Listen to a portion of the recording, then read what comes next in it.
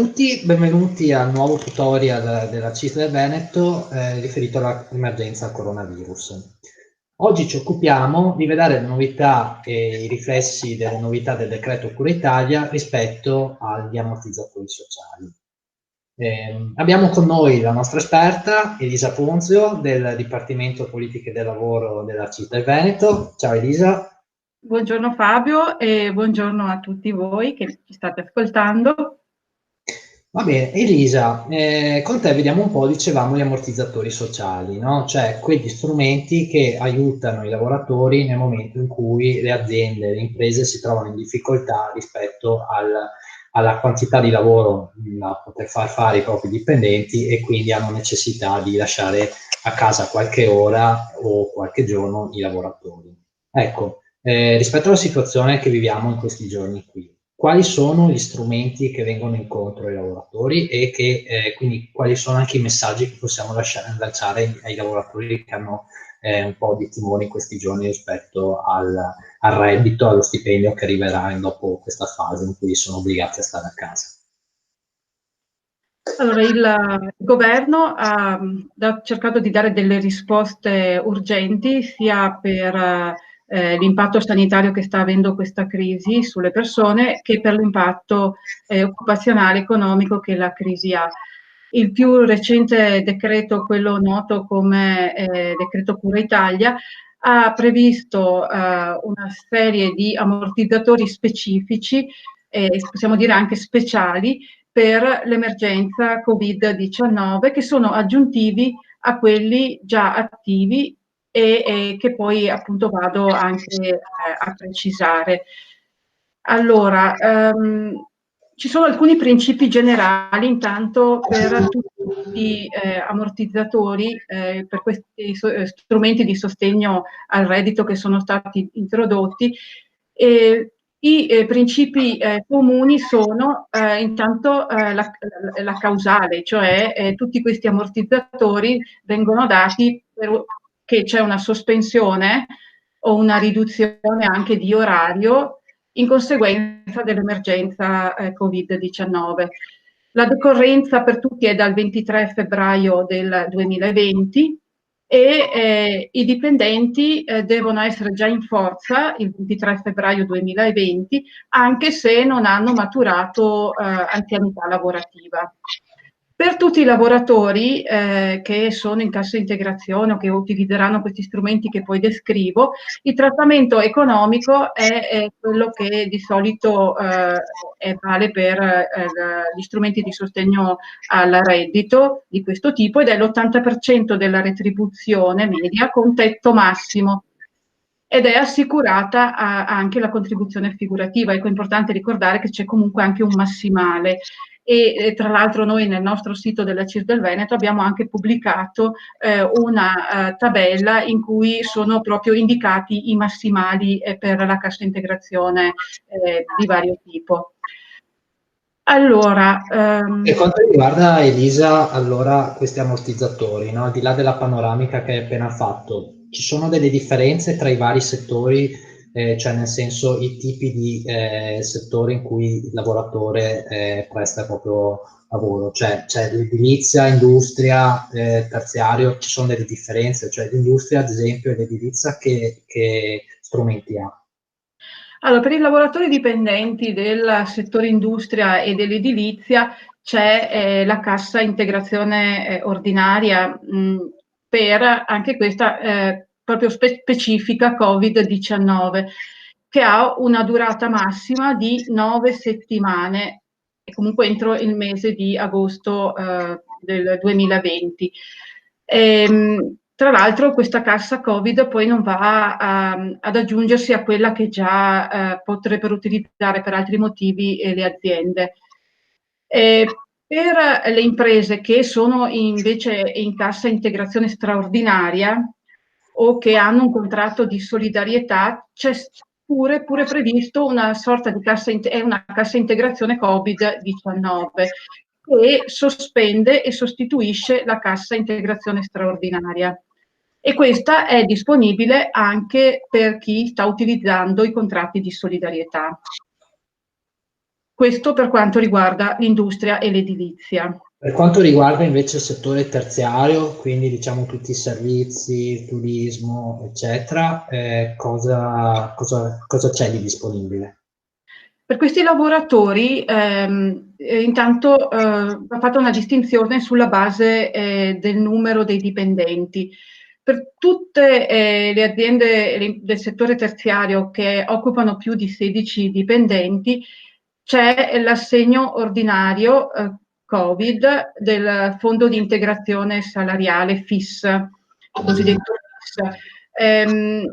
L'assegno ordinario appunto è in questo caso proprio specifico, come per il resto la cassa ordinaria, e ha una durata anch'esso di 9 settimane. All'interno dei lavoratori del settore terziario, nelle aziende che occupano da 6 a 15 dipendenti, solitamente non si può richiedere l'assegno ordinario, ma si utilizza soltanto un assegno di solidarietà. Ecco, è stata introdotta questa nuova misura che permette di chiedere l'assegno ordinario anche nel caso di aziende che occupano da 6 a 15 dipendenti. Infine, poi vedremo tutti quelli sotto i 5 del settore terziario hanno altre misure. Infatti, Lisa, volevo chiederti, no? Perché appunto si è sentito dire quando è stato presentato Cura Italia dal governo che nessuno avrebbe perso il posto di lavoro a seguito della crisi derivante dal appunto, coronavirus. Quindi è stato fatto il blocco dei licenziamenti per 60 giorni, sono stati fatti i vari ammortizzatori che abbiamo visto fino adesso con te rispetto all'industria terziario. Ecco, ma chi non ha la possibilità o non aveva la possibilità di avere questi ammortizzatori, soprattutto le aziende piccole, hanno delle coperture o no?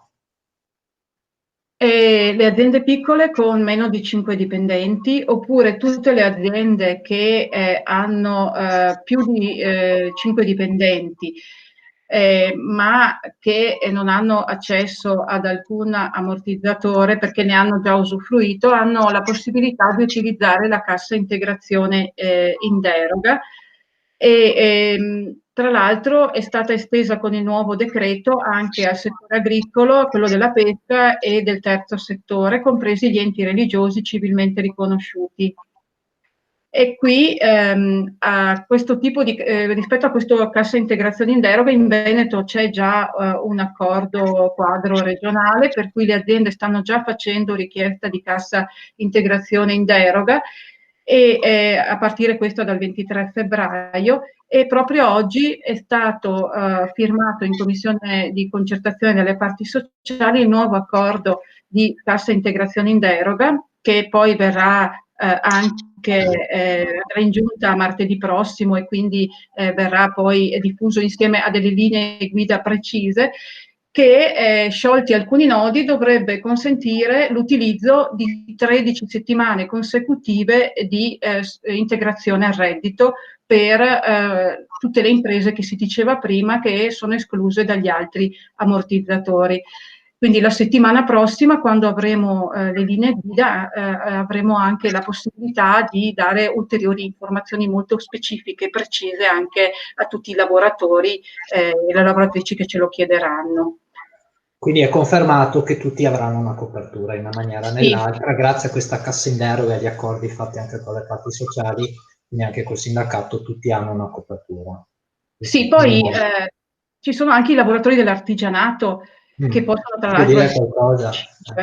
Per i lavoratori dell'artigianato tutti, sia sotto che sopra i 5, c'è l'assegno per sospensione straordinaria Covid-19 del FSBA, del Fondo di Solidarietà Bilaterale dell'Artigianato, e che eroga un assegno con una copertura massima di 20 settimane questo. E poi per i lavoratori in somministrazione invece è garantito il trattamento di integrazione salariale anche per loro, che si chiama TIS, è sempre un fondo bilaterale, a tutti i lavoratori in somministrazione nel caso in cui l'utilizzatore, cioè l'azienda presso cui è impiegato il lavoratore, non attivi degli particolari ammortizzatori sociali. E quindi il TIS è disponibile anche per i lavoratori che hanno comunque meno di 90 giornate di lavoro. Questo è un po' il quadro di tutti gli ammortizzatori sociali che abbiamo, così, che oggi sono a disposizione di lavoratrici e lavoratori che hanno appunto necessità di restare a casa perché l'azienda non sta lavorando. Io avevo una domanda da farti rispetto anche al ruolo del sindacato. È previsto che il sindacato deve avere un ruolo in tutta questa partita e quale? Ecco, il sindacato ha un ruolo importante in questa partita, come ce l'ha avuta, abbiamo visto in questi giorni, che ha avuto un ruolo importante nel cercare di raccogliere le necessità, i bisogni, tutte le difficoltà delle persone e di trovare anche delle soluzioni attraverso diversi accordi. Avete ricordato già in un presente tutorial quello sulla sicurezza per il lavoro, ma anche questi accordi di cassa integrazione nascono, e così come il decreto che cerca di estendere a più persone possibili una sicurezza di reddito, e sono frutto appunto anche di accordi del sindacato. Allora, in questa occasione c'era chi aveva provato a bypassare un po' il sindacato nella fase di consultazione. Gli accordi, gli ammortizzatori sociali prevedono sempre che ci sia una consultazione con il sindacato e che si arrivi anche ad un accordo. Trattandosi di Covid-19, si diceva semplifichiamo tutto e eliminiamo la consultazione sindacale. Invece è importante sottolineare che per tutti, per poter accedere agli ammortizzatori, è prevista una consultazione sindacale in forma semplificata. I datori di lavoro hanno l'obbligo di inviare l'informativa alle organizzazioni sindacali. La consultazione deve essere esperita, cioè chiusa entro 3 giorni, anche con una modalità telematica, e in caso contrario, se il sindacato non rispondesse, non si facesse un accordo, il datore di lavoro può comunque presentare la domanda di cassa integrazione, allegando quell'evidenza informativa che aveva già inviato all'organizzazione sindacale. Questo credo sia importante, perché è importante che ci sia una forte collaborazione in questa fase, anche molto complicata, tra i lavoratori e le loro associazioni di rappresentanza e le imprese e le loro associazioni di rappresentanza. Grazie per questa panoramica generale di un tema molto molto complesso. Grazie Lisa, sei stata molto chiara. Un'ultima domanda però avevo da farti, e cioè chiariamo ai lavoratori che magari seguono questo tutorial se devono fare qualcosa oppure no. Credo che si arrangi tutto l'azienda a fare le richieste, il lavoratore non deve fare nulla, giusto? No, è l'azienda che deve presentare tutta la domanda di cassa integrazione, che deve anche avviare le procedure di consultazione.